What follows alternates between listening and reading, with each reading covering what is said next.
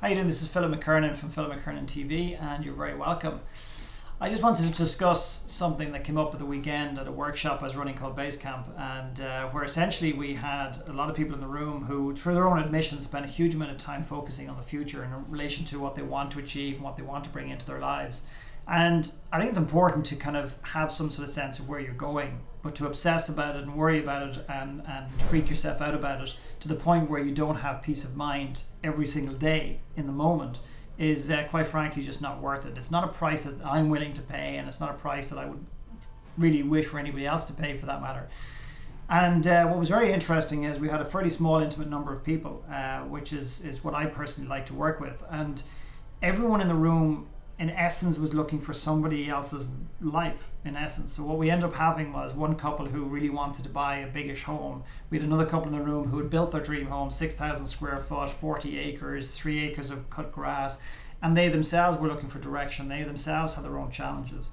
We had one person who just would have dreamed to play football for their country, and we literally had a person in the room who played on the greatest stage in the world and went to 2 World Cups and represented Canada on one of those World Cups and actually played in the World Cup and got to 4th.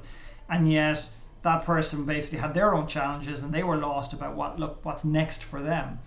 And then we had a person who's looking, lots of people looking for more financial freedom, I should say, or financial wealth. And then we had a man who was actually financially free. So we had this amazing mix of people, and of course we always hear the grass is always greener on the other side, which in many respects may actually be the case. But there's 2 types of grass. There's the grass before the cow eats it, and there's the grass after the cow eats it. So you got to be very careful what you wish for.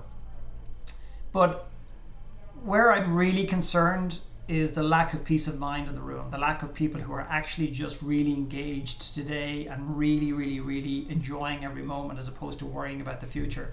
And I think we spend way much more time, money, and energy focusing on the future as opposed to today. And in the end of the day, you can have the biggest house in the block, you can have $1 million in the bank, you can have all the assets, and you can be building lots and lots of wealth. But if you don't have peace of mind, you've got absolutely fuck all in your life, because peace of mind, in my opinion, is the true currency. It's the only currency that every human being, really craves for, whether they know it or not. A lot of them don't know it. It's the only currency, it's the only thing that really, in essence, when it all is boiled down to what is really important as a person, we really, really need peace of mind. We crave it at some level, and sometimes it takes a crisis or for us to hit an absolute wall of chaos in our lives for us to realize that. And I know many people that are putting their mortgages and their bills ahead of peace of mind. In other words, they're in shitty jobs they just don't like, and they're in positions that they don't like, they're in relationships they don't like, but they justify why they stay there because of their circumstances, because they have a mortgage to pay, for example.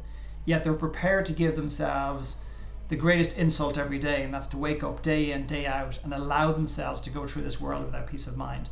So if you're listening to this and your peace of mind is not 10 out of 10, and it doesn't have to be perfect all the time. I'm not trying to create a world full of butterflies and magic. I mean, it's not about that. But at the same time, if it's 4 or 5 or 6 or 7 out of 10, and yet you have all the trappings of success that you think are going to make you happy in the future, you've got something really wrong in your life. You've got an imbalance there that you need to address.